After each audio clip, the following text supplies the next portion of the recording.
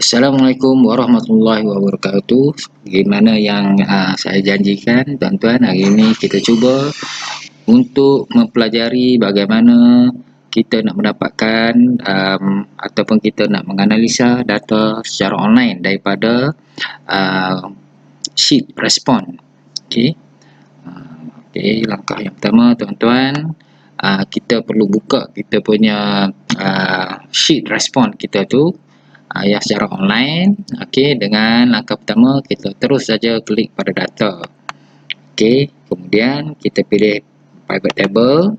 Okey, di sini dia akan bagi cadangan range data tu daripada mana hingga ke mana. Okey, kalau kat sini dia menunjukkan hingga 100 saja dia punya row dia. Sedangkan maklumat kat sini ni dah melampaui 500 lebih.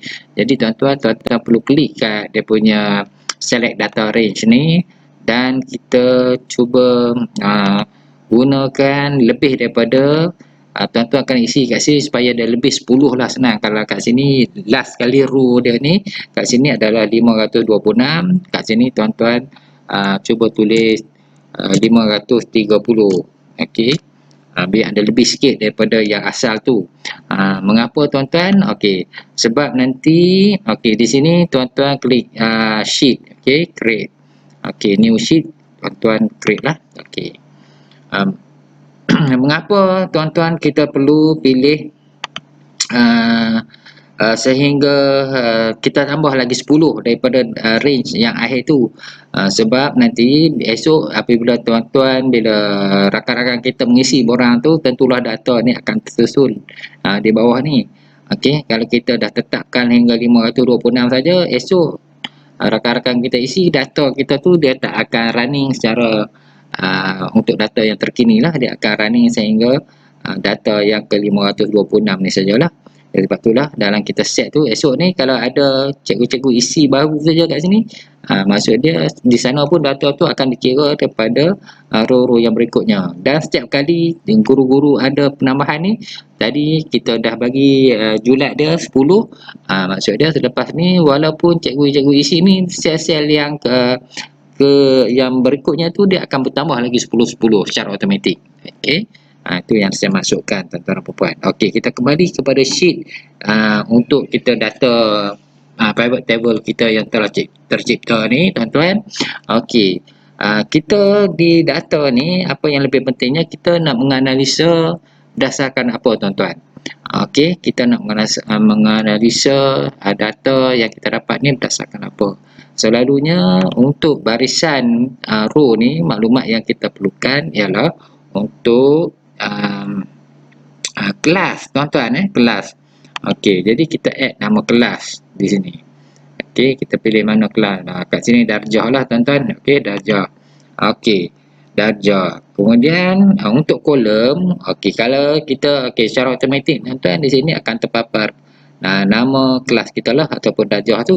Okey, kalau untuk kolom, untuk bahagian ni selalunya kita akan gunakan untuk kita add lah dia untuk kolom ni mata pelajaran, contoh dia. Okey, jadi di sini akan wujudlah mata pelajaran. Okey, mata pelajaran. Okey, kemudian untuk value, okey, di bawah ni, tuan-tuan, dia ada value. Okey, untuk value ni selalunya kita letak data kita ni diisi oleh secara personal, oleh orang perseorangan, cikgu-cikgu kita yang isi. Jadi mereka berisi itu berdasarkan arahan-arahan yang telah dilaksanakan dalam kelas-kelas mereka yang dipajang.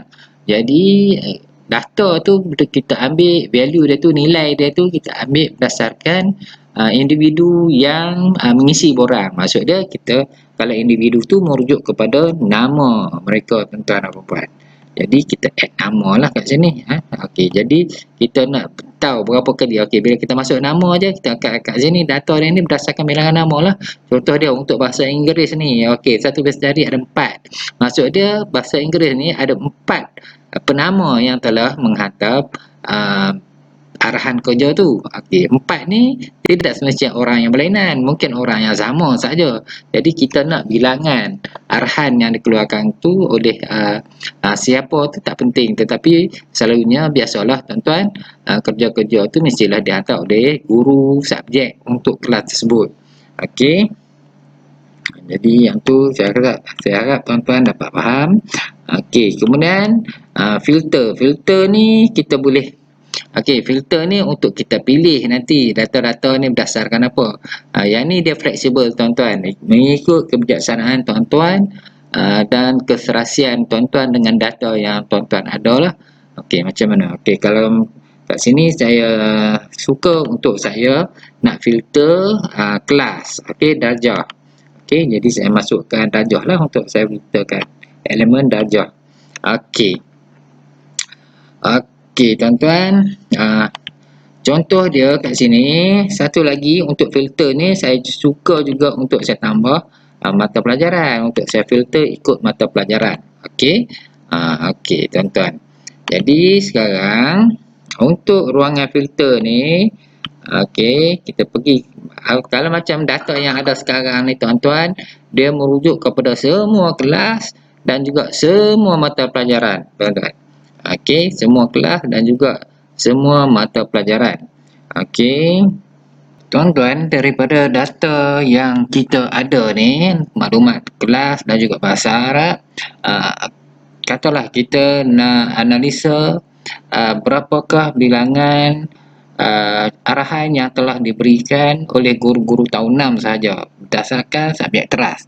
Jadi kita perlu menggunakan ruangan filter ni tuan-tuan untuk kita filter ataupun kita memilih darjah yang kita kendaki saja. Okey, contoh dia kat sini akan dia tick ni semua ni. Okey, bila dia tick semua ni kita clear kan, kita klik clear ni, maka kelas-kelas yang ditanda tadi ni tak adalah.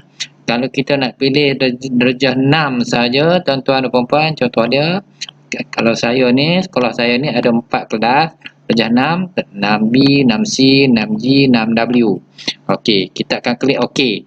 Jadi di sebelah kiri ni terpapar hanya untuk 6 kelas saja sebab kita dah filter untuk kita dapat maklumat untuk 6 kelas saja.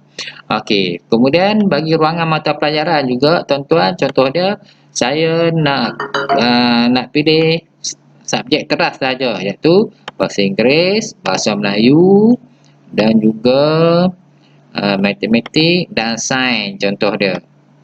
Okey, mana cari sains? Okey, sains. Okey, kita klik okey. Okey, jadi sekarang data yang terpapar di sini tuan-tuan adalah berkaitan dengan untuk tahun 6 dan subjek teras sahaja. Okey, jadi bagaimana kita untuk bina graf untuk memberi gambaran daripada untuk kita interpret dengan lebih jelas. Okey, jadi kita pergi kat sini, kita pergi ada tanda insert chart kat sini. Okey, tuan-tuan, di sini tanda kolom kat sini, tanda 3 dot ni kat sini ni dia ada insert chart kat sini. Jadi kita tengok. Okey, kita boleh labelkan dulu. Okey, kita labelkan dulu. Okey, sehingga total ni kita highlightkan, kemudian kita pergi kat chart ni. Okey, kita pergi kat 3 dot ni dan kita pilih chart. Okey. Okey, akan terbinalah chart. Okey, untuk chart ni dia terbina macam ni tuan-tuan. Okey, dalam setting saya ni dia kalau menggunakan stacking untuk standard ni dia keluar macam ni. Okey, kita ubah di sini tuan-tuan. Kita ubah di sini, kita ambil none. Okey, kita ambil none. Okey, bila kita ambil none nanti akan terpaparlah graf ni. Okey, berdasarkan macam ni lah keadaan dia, berdasarkan kelas. Okey, kat sini dia ada tunjuk dah ni, bahasa Inggeris biru, okey, bahasa Melayu merah. Okey, dan kita sebarang untuk kita nak set up untuk kelas apa ni chart ni, di sinilah arahan dia tuan-tuan dan puan. Okey, di sini kalau kita nak apa kat sini standard. Okey, kalau kita nak customize dia, contoh kita untuk style chart ni. Okey, kita nak background color. Kalau kat sini putih lah. Kalau tuan-tuan nak pilih color kuning, contoh background dia, dia kuning lah tuan-tuan. Yang ni aksesori saja tuan-tuan. Yang ni aksesori saja. Okey. Okey. Kalau kita pilih putih, dia putih lah. Okey, white. Okey, putih. Kalau kita nan tu maksud dia transparent tuan-tuan. Okey, okey. Kemudian rajah ni kita nak dalam bentuk carta bar ni kita nak dalam bentuk 3D. Okey, kita klik lah, dia akan jadi 3D lah, 3D kat sini. Okey, ni dalam aspek dia punya tu saja. Dia punya aksesori saja tuan-tuan Okey. Kemudian apa lagi kat sini tuan-tuan ada ni. Dalam untuk chart editor ni kita ada standard. Dia punya apa chart exist title. Okey, kita boleh ubah tuan-tuan. Dia punya chart exist title ni. Okey, kita nak ubah dia jadi apa ni? Kita boleh type di ruangan ni ataupun kita terus je klik kat petak yang dalam rajah ni. Okey, katalah kat sini kita nak type di sini. Okey, kita nak buat kata tajuk chart ni ialah jumlah jumlah apa ni kat sini. Okey, jumlah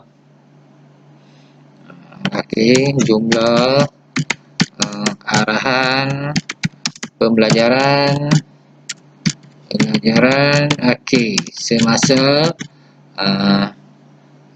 tak nak panjang-panjang sangat. Okey, pembelajaran PKP tahun 6. Okey, tahun 6. Okey, jadi bila kita adalah kat sini tuan-tuan. Okey, kemudian kita pilih dia punya kat sini dia sengit ke kiri. Okey, kita boleh centerkan dia tuan-tuan kat sini. Yang ni aksesori ni tuan-tuan explore lah.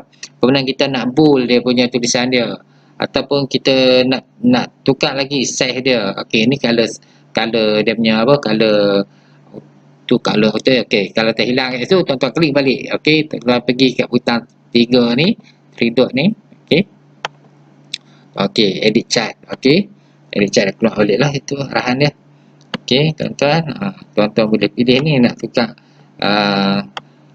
dalam customize ni nak pilih dia punya dalam setup ni apa kat sini ada nan.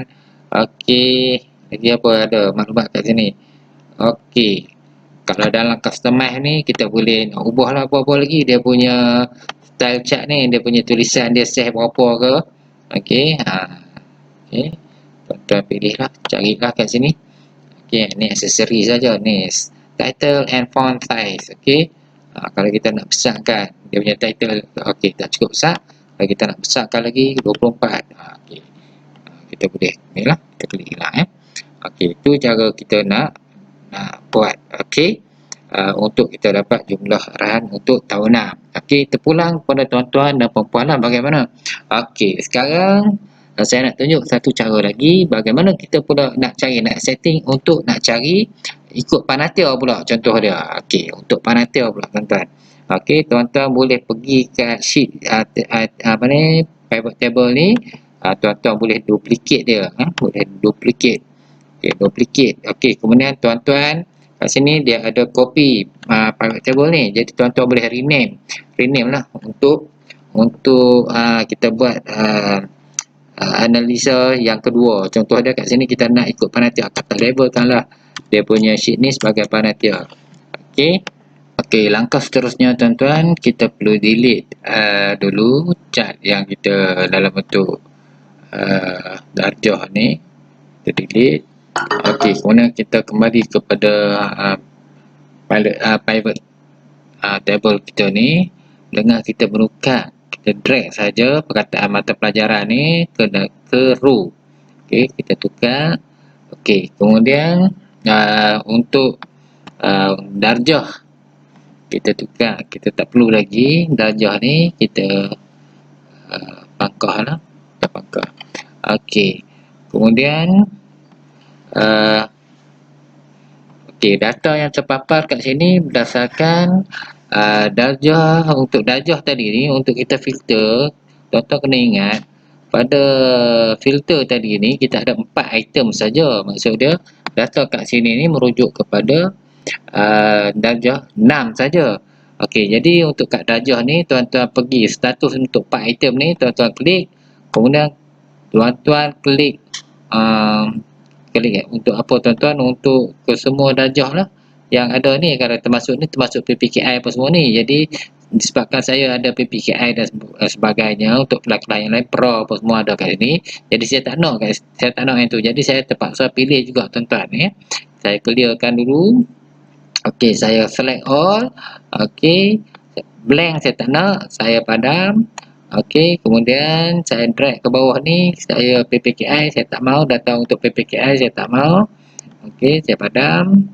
Saya antikkan tuan-tuan. Okey, pro pun saya tak nak. Okey, jadi data yang kita nak adalah semata-mata untuk kelas aliran perdana saja.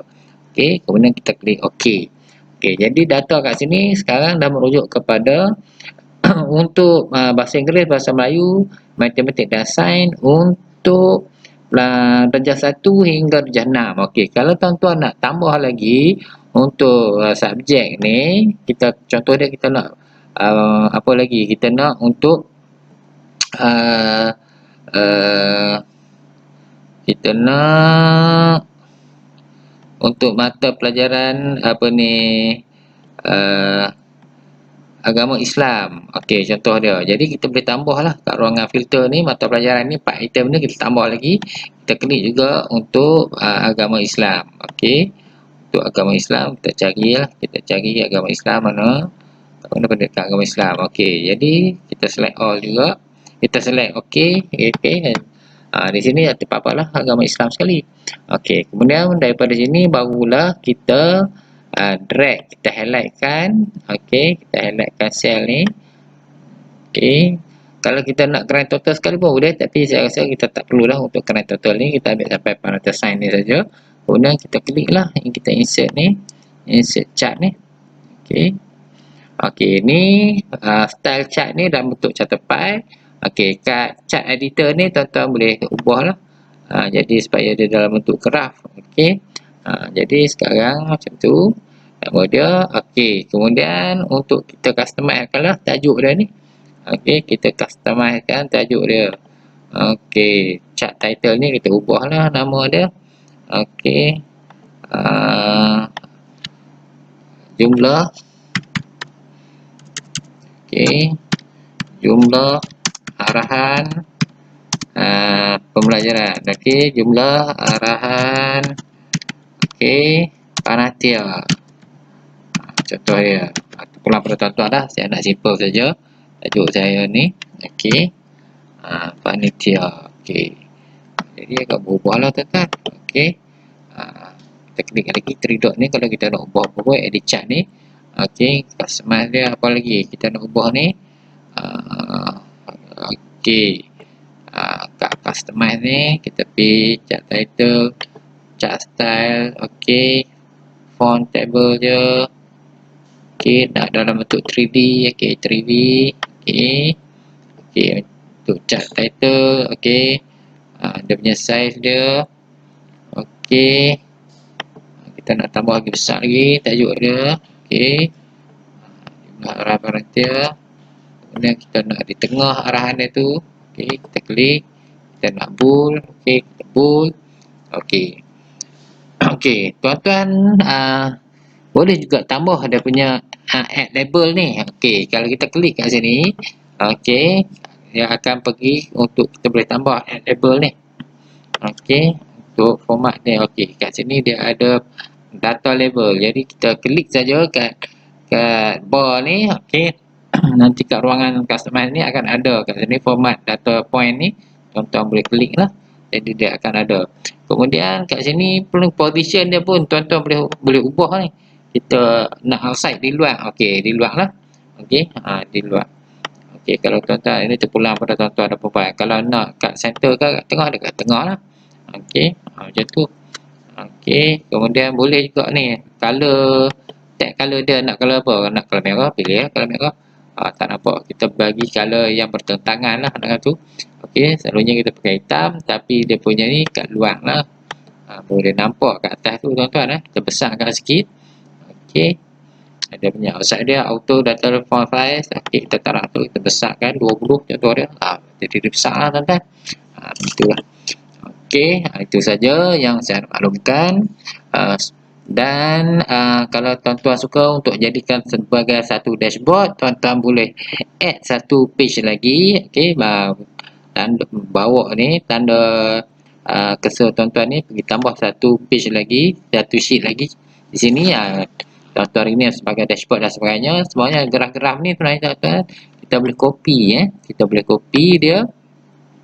Okey, kat sini copy chart ni kita klik dan kita bawa ke sheet yang kosong ni untuk kita jadikan sebagai dia dashboard. Kat sini tuan-tuan control V sajalah dia bawa. Begitu juga untuk yang panatia tadi. Okey, kita boleh copy. Okey, kita boleh copy. Kita bawa ke sheet yang ke last ni, yang ketiga ni, dan kita boleh paste dia saja. Okey, jadi tuan-tuan boleh susun lah cantik-cantik ni keadaan dia di page ni. Jadi dia akan jadi sebagai dashboard kita. Okey. Okey, itu saja yang saya nak terangkan beberapa elemen yang kita boleh guna lah. Dan tuan-tuan boleh explore lagi lah untuk kemas kini ataupun tambah lagi pengetahuan kita berkenaan dengan bagaimana kita nak dapat data secara online daripada menggunakan pivot table daripada response sheet online ni. Sekian.